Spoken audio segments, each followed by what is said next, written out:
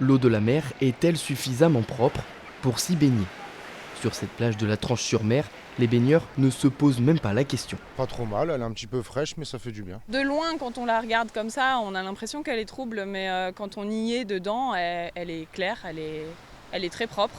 Pourtant, chaque semaine, l'état de l'eau est analysé. Du coup là j'ai un flacon stérile, qui va me servir à prélever pour l'analyse des bactéries. Et ensuite un petit flacon comme celui-ci pour regarder s'il y a une odeur particulière de l'eau ou autre, s'il y a des algues ou autre. Prélevé à 1 mètre de profondeur. Hop. L'échantillon passe une multitude de tests.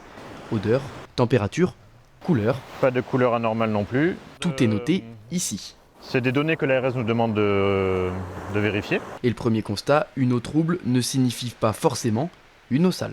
Ça n'a rien à voir, c'est le brassage avec les vagues du sable.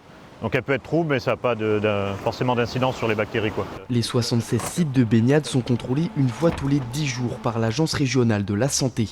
L'objectif, éviter le risque sanitaire. Le risque infectieux, lui, peut être à l'origine d'un certain nombre de problèmes. On peut avoir des troubles gastro-intestinaux. Ça, c'est quelque chose quand même d'important.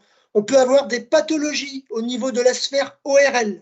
On peut avoir des problèmes de rougeur qui apparaissent également. Une fois au laboratoire, les spécialistes scrutent minutieusement l'échantillon en quête d'une trop grosse présence en bactéries.